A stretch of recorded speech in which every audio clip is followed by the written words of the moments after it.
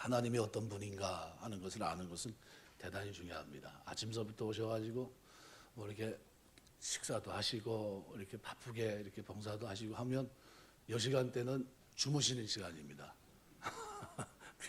피곤하셔서 그래서 길게 할 생각은 전혀 없고요. 짧게 하더라도 자장가로 돌리면 안 되니까 참 조심스럽습니다. 나사로를 살려주는 이 장면이 단순히 나사로를 살렸다라는 것보다도 앞으로 하나님의 능력으로 죽음 가운데 있는 자들을 살리실 수 있는 하나님을 보여준 겁니다. 사람이 죽으면 24시간 지난 후에 입건하는 것이 관례입니다. 왜냐하면 그 시간 안에 다시 살아난 사람들이 왕왕이 있기 때문입니다. 근데 이미 죽은 지 며칠 됐고 시체가 썩어 있는 사람이라면 다시 생명을 되찾는 것은 상상할 수 없습니다. 특별히 이스라엘 같은 경우는 석관입니다. 그래서 돌을 파서 무덤을 하고 무덤에 돌을 굴려서 막아버립니다. 구멍을 막아버립니다. 그래서 보통 그런 무덤이기 때문에 아마 죽은 지 나흘이 됐다 했을 때 아마 온도상으로도 그렇고 아마 냄새가 나는 게 맞습니다. 그래서 시체가 무덤 속에 썩어가는 사람의 생명을 다시 되살린다. 이거는 상상할 수 없는 일이고 그때 여태까지 한 번도 본 적이 없는 그런 일이라고 생각이 됩니다. 예수님께서 죽은 성도의 무덤을 그런데 열어놓게 하십니다. 오늘 43절에 보면 이 말씀을 하시고 큰 소리로 나사로야 나오라 부르시니 큰 소리로 죽은 자 이름을 부르십니다. 그 부름에 다시 산 사람이 돼서 무덤에서 걸어 나옵니다. 이방인 그 가운데 우리 구약 성경에 보면 초혼 그죠? 주술사 비슷하게 뭐 신령한 영적인 이런 부분을 하는 사람들이 있는데 죽은 자의 영혼을 불러내는 거죠. 아주 신비적인 것 같은데 무당, 박수 이런 사람들이 이런 일을 하는데 사울이 버림받았고 그 다음에 했던 일 가운데 하나이기도 합니다. 죽은 자의 영혼을 불러내기 위해서 사람들이 알 수 없는 주문을 외기도 하고 그들과 교통하기 위해서 실신 상태에 빠지기도 하고 정상적인 상태로는 죽은 자와 어떤 의사소통도 불가능하기 때문에 이상한 행동들이 반복이 됩니다. 근데 예수님은 나사로를 부르시는 일을 아주 극히 자연스럽고 정상스럽게 했다는 거죠. 나사로를 불러내기 위해서 끌어내기 위해서 주님은 주문을 외우지도 않으셨고 의식을 잃을 정도로 실신 상태에 빠지지도 않으셨습니다. 무덤 앞에서 아버지께 기도를 드리십니다. 나의 기도를 들으시는 뭐 때문에 그렇습니까? 하나님이 나를 보낸 것을 저들로 알게 해달라는 거예요. 마치 잠자는 친구를 깨우듯이 나사로의 이름을 부르십니다. 그 목소리에 죽은 자는 사망의 잠에서 깨어나 다시 산 사람이 됩니다. 처음서부터 하나님 영광을 보리라 믿으면 내가 하나님 영광을 보리라 했지 않았습니까? 그대로 예수님께서 진행하시는 거예요. 만일 이 기록이 사실이라면 예수님의 말씀에는 생명 그 자체라는 거예요. 그러니까 없는 것을 불러서 존재하게 하시는 이미 죽은 자라 할지라도 불러서 다시 살게 하는 능력의 말씀이라는 거죠. 예수님의 말씀은 능력입니다. 창조의 능력이 있어요. 무에서 유를 창조하는. 그러니까 예수님의 말씀은 창조의 능력이 있고 예수님은 아무것도 없는 상태에서 말씀으로만 수많은 하늘의 별들을 존재하게 이것이 가능케 했던 분이라는 사실을 우리가 잊지 마셔야 됩니다. 아브라함이 내가 너에게 자식을 주마. 믿어집니까? 믿어지질 않죠. 그러니까 어떻게 해요? 이게 하나님께서 아브라함을 자기 자신을 쳐다볼 때 자기가 알아요. 불가능하다는 것을.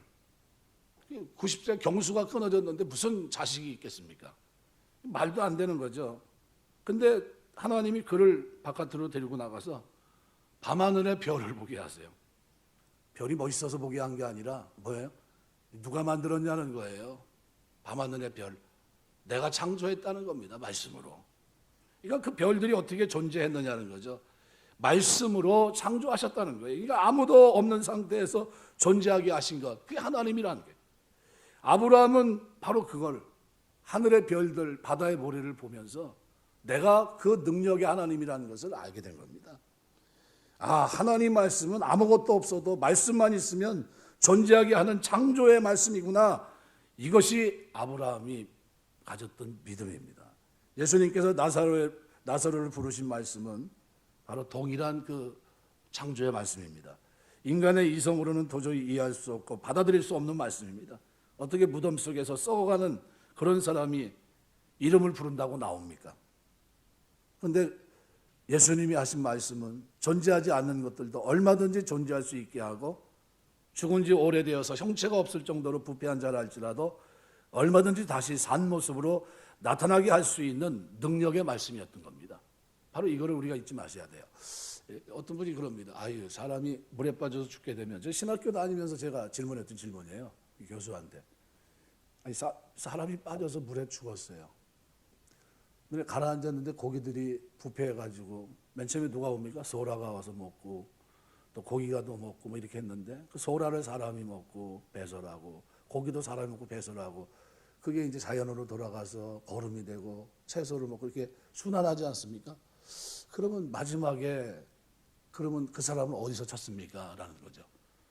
그러면 하나님이 그러면 뭐 어떻게 부를까요? 네, 그랬어요. 다 사라지고 아무것도 흔적도 없는데. 근데 그때 그 교수님이 하는 말이 그러더라고요. 하나님의 능력은 무에서 유를 창조하는 능력이다. 아마 불에 타 없어졌다 할지라도 먹이 사슬로 순환해서 오랜 세월이 흘렀어도 아마 그 형체가 이름을 부르면 나타날 거다. 그게 하나님의 능력이다 이렇게 얘기하더라고요. 저는 그걸 믿습니다. 여러분 믿게 되시길 주의 이름으로 축원합니다. 하나님은 우리를 불러내요. 내가 이렇게 죽었는데 하나님이 나를 알아실까? 알아낸다는 겁니다. 예수님은 그들이 알아들을 수 있는 언어로 죽은 자 이름을 부르셨고 죽은 자는 그 즉시 정상적인 사람의 모습으로 되돌아옵니다. 우리의 신앙을 지나치게 신비적인 것을 생각하는 바람에 우리가 듣고 있는 이 정상적인 하나님 말씀 속에 들어있는 생명의 능력을 무시하는 경우가 왕왕 있습니다.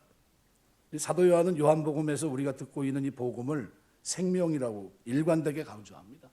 이 말씀, 이것이 생명이라는 겁니다. 요한복음 서두에서 말씀하고 있는 것은 예수님은 말씀이고 말씀 안에 생명이 있고 이 생명이 영생을 가리키고 있다는 겁니다. 그러니까 우리가 듣는 예수님 말씀이 너무나도 정상적이어서 매력이 없어 보입니다. 뭔가 신비하고 초월적인 체험을 우리가 원할지 모릅니다. 그러나 우리에게 주신 이 말씀은 없는 것을 존재케 하고 죽은 자를 살리는 능력의 말씀이에요. 이 말씀을 여러분이 믿게 되시길 주의 이름으로 축원합니다. 두 번째는 오늘 44절에 목격자의 증언이 나옵니다. 죽은 자가 수족을 배로 동인 채로 나오는데 그 얼굴을 수건에 쌓였더라. 우리가 보통 염이라고 합니다. 염.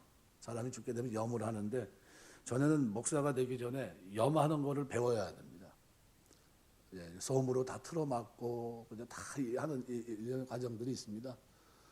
염만 전문적으로 하는 병원에서 사람들이 교통사고가 나서 돌아가신다든가 그러면 염을 하는데 아주 보기가 역하고 냄새도 나고 아주 힘들다고 그럽니다. 특별히 이제 교통사고 같은 경우는 더 하겠죠. 그래서 그 염하는 사람들을 보면 제가 이제 몇몇 사람을 이제 알았는데 그 사람들은 늘 술에 취해 있어요.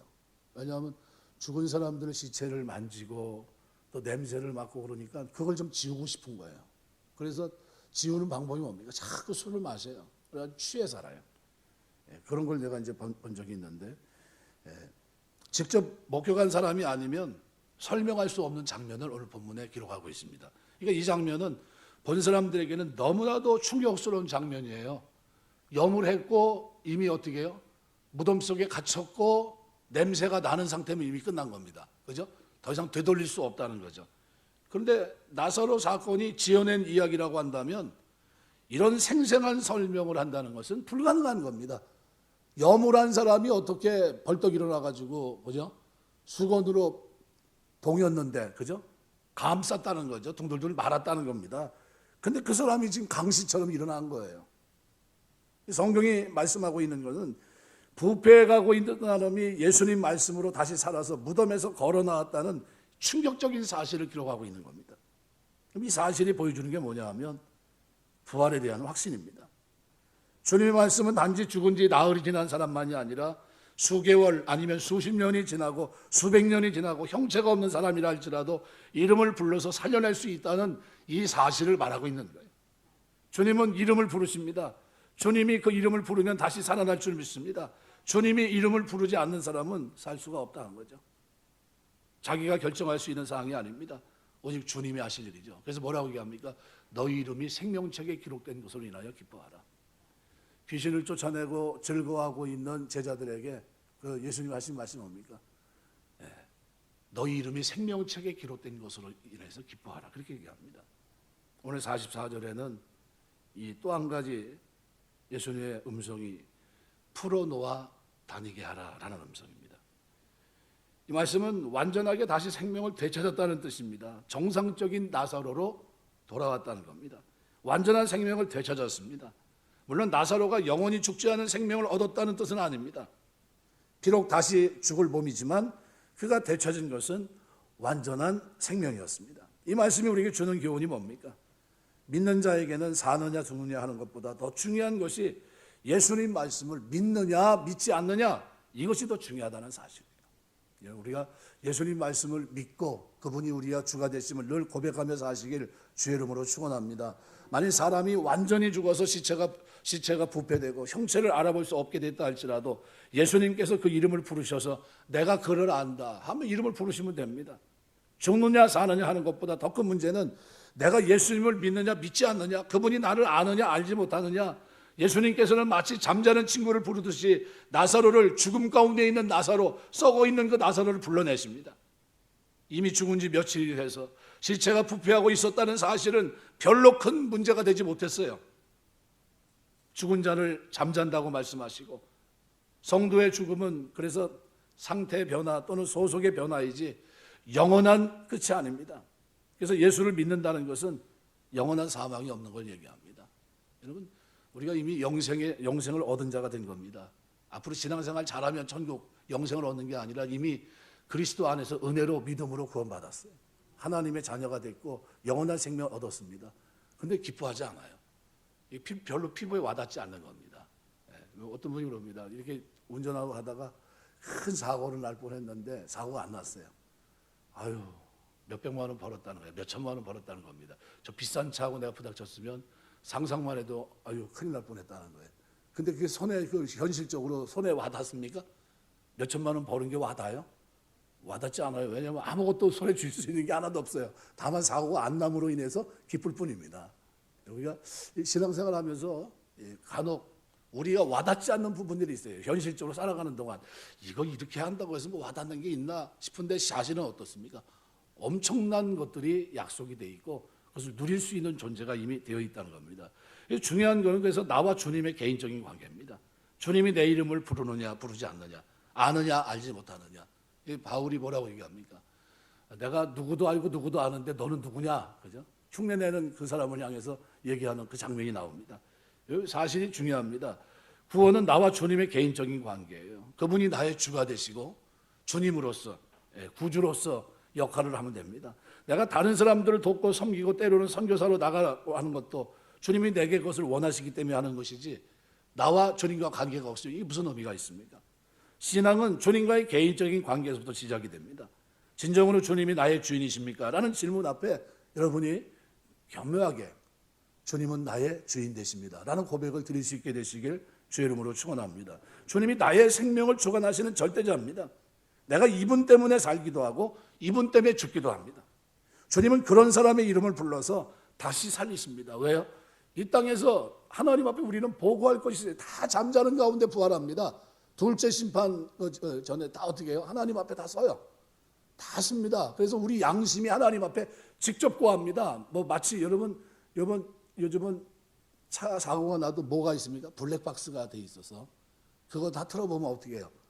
자동으로 다 돌아갑니다. 배, 비행기 다 있습니다. 그죠?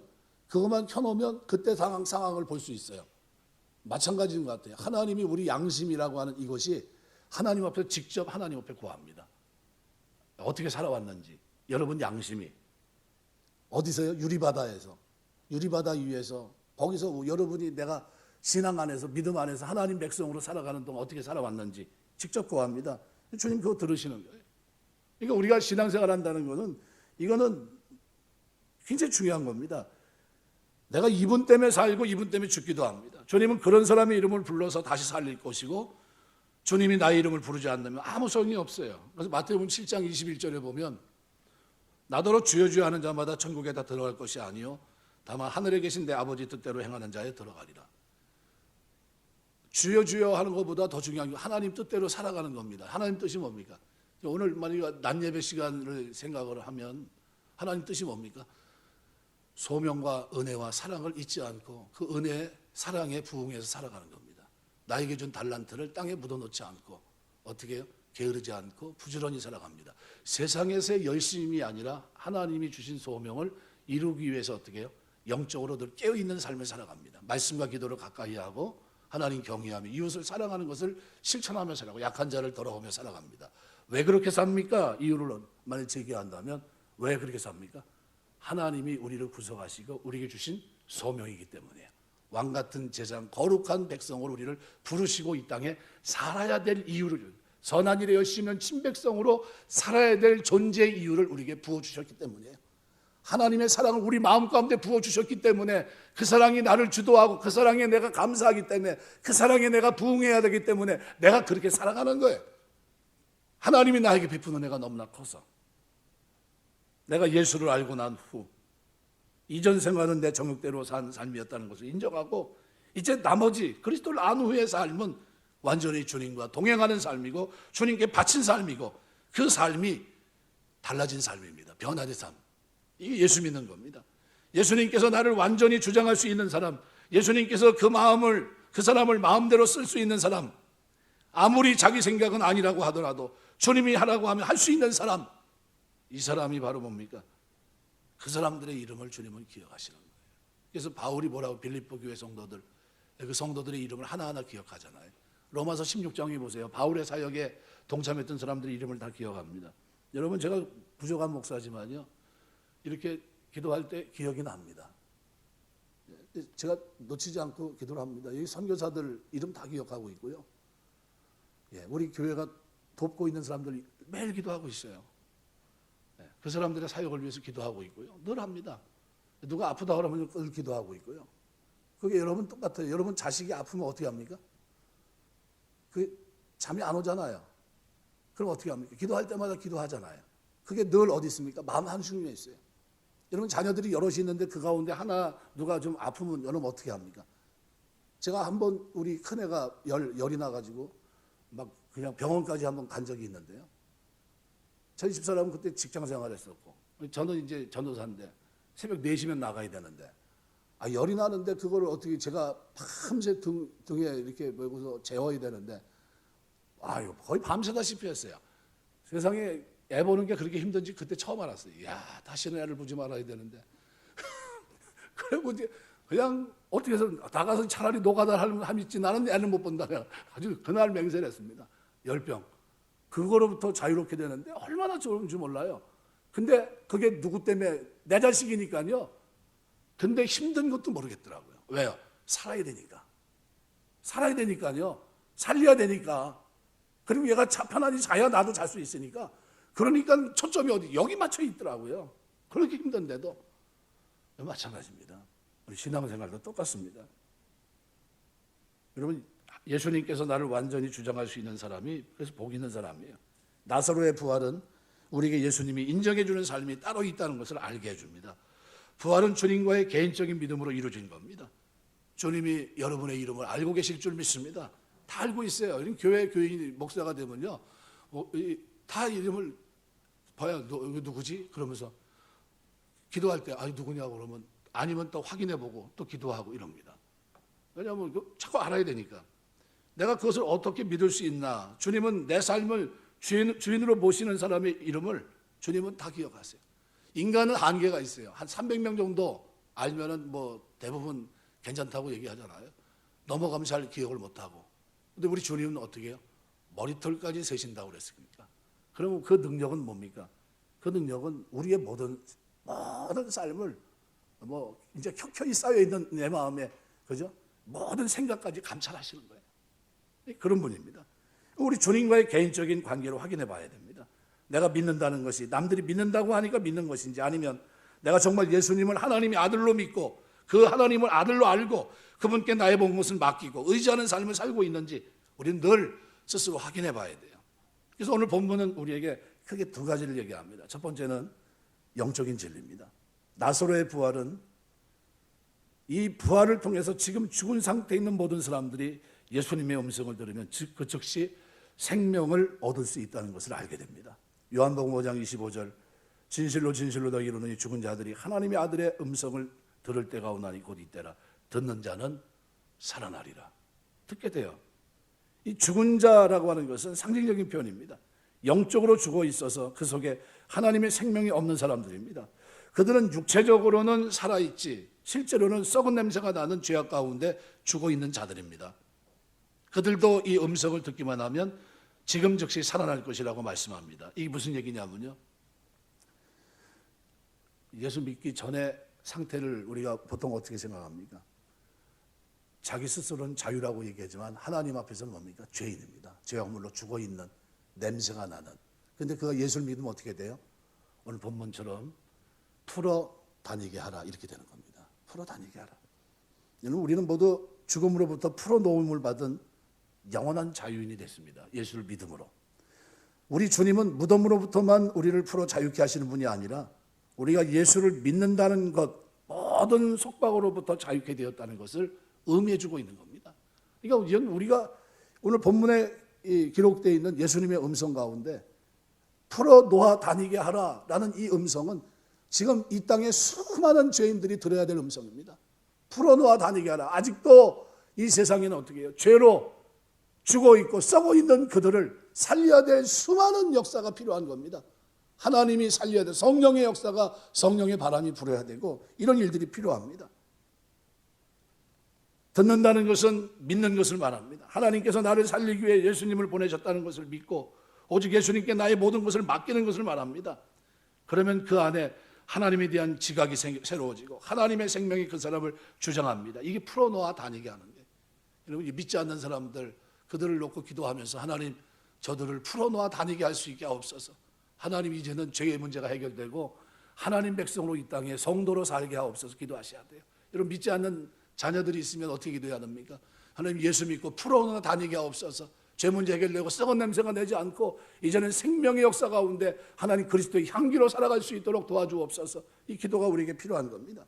두 번째로 오늘 본문은 나사로가 산 것은 앞으로 있을 부활의 예표에 불과한 겁니다. 나사로는 부활의 첫 열매가 아니에요. 왜냐하면 앞으로 일어날 부활은 영광스러운 몸의 부활을 말하기 때문입니다. 나사로는 죽었을 때 모습 그대로 다시 살아났어요. 그러나 앞으로 있을 부활은 영광의 부활입니다. 우리는 영광의 부활에 참여하는 사람이 됐어요. 지금 같은 몸이 아닙니다. 그리고 옷도 죽었을 때 입힌 그 수의가 아니에요. 예수님께서 부활하셨을 때도 그의 수의는 옆에 잘 개켜져 있었습니다. 우리는 그 수의를 입는 사람들이 아니에요. 나사로는 부활의 첫 열매가 아닙니다. 그거는 예고편에 불과합니다. 그래서 그는 수의를 입고 나타났지만 영원히 살지 못했습니다. 그는 다시 한번 죽음을 경험해야 됩니다. 그러나 앞으로 나타날 우리의 부활은 이런 부활이 아니에요. 그 몸을 다시 배와 수건으로 묶을 수 없는 영광의 몸으로 호련히 변화됩니다. 예수님께서만 부활의 첫 열매가 되시고 그리고 그 후로 잠자는 자들을 깨우시는 거예요. 우리는 누굽니까? 바로 그리스도 안의 부활에 참여하는 자들이에요. 성도들은 그래서 죽음을 두려워하지 않습니다. 왜요? 주님의 부활이 곧 나의 부활이니까. 잠자는 자들의 첫 열매가 되셨기 때문에. 그분이 이제 샘플입니다. 샘플. 그의 시체가 완전히 썩어 흙으로 돌아갈 때까지 주님이 오시지 않아도 절망하지 않는 이유는 뭡니까? 주님의 약속만 있다면 아무런 문제가 되지 않습니다. 왜요? 주님께서 심판자로 오시는 그분께서 우리를 다 부르시기 때문에. 오늘날 우리는 불완전한 가운데 신앙생활을 합니다. 병들기도 하고 쇠약해지면 두려움도 생깁니다. 그러나 주님은 이런 것에 전혀 구속당하지 않으십니다. 주님께서 그 큰 능력으로 모든 성도의 이름을 불러서 그들을 일으킬 때 내가 그 가운데 주님의 영광을 보게 된다는 사실이 우리가 누릴 영광 가운데 가장 큰 영광입니다. 부활한 모든 성도들 가운데 내가 있다는 사실 자체가 얼마나 대단한 일입니까? 진짜 감사한 것은 내가 그리스도 안에서 성도가 되었다는 사실이에요. 하기오스, 하나님이 구별시킨 사람들 무리에 우리가 한 형제가 됐다는 겁니다. 예수 이름으로 모여서 성찬을 하면서 몸과 피를 그가 우리의 머리됨을 고백하면서 이 땅에서 주의 뜻을 붙잡고 사는 하나님의 사람이 됐다는 거예요. 주님이 나의 이름을 알고 계시다는 사실은 우리로 하여금 이 땅을 두려움 없이 담대하게 용기를 잃어버리지 않고 힘있게 살게 합니다. 왜요? 우리의 구원은 바뀌지 않기 때문이에요. 내가 예수를 믿는 은혜의 믿음으로 구원받은 이 믿음은 영원합니다. 영생을 우리에게 줍니다. 이 약속을 믿는 오늘 우리는 살아가는 동안 흔들림 없이 변함없이 하나님 우리에게 주신 아름다운 기회 속에서 오늘 오전 시간에 얘기한 그대로 소명과 하나님의 사랑을 잊지 않고 그 은혜를 버리지 말고 최선을 다해서 나에게 주신 달란트 가지고 한 달란트 땅에 묻지 말고 주를 위해 일하고 헌신하고 영적으로 깨어있는 삶이 오늘 우리에게 있어야 될 줄 믿습니다. 하나는 옳고 하나는 그런 것이 아닙니다. 두 가지를 다 해야 되지만 초점은 두 가지를 다 잘해야 되지만 어디에 더 초점이 있습니까? 영원한 생명의 세계에서 영원히 살게 된다고 한다면 그 땅에서 살기 위해서 이 땅에서 어떻게 해요? 순례자의 길을 걸어가는 그 아름다운 모습이 우리에게 있어야 됩니다. 영적으로 깨어있고 하나님이 우리에게 주신 그 소명을 가지고 살아가는 그 삶이 있어야 될 줄 믿습니다. 그 즐거움이 저와 여러분의 믿음 생활 속에 오늘 나사로의 부활을 통해 우리에게 앞으로 있을 부활은 영원한 부활이 될 것이고 몸의 부활, 그죠? 영광스러운 몸의 부활이 있다는 것을 말씀하신 주님 앞에 우리가 확신 속에 살아가는 저와 여러분 다 되시길 주의 이름으로 축원합니다. 기도하겠습니다.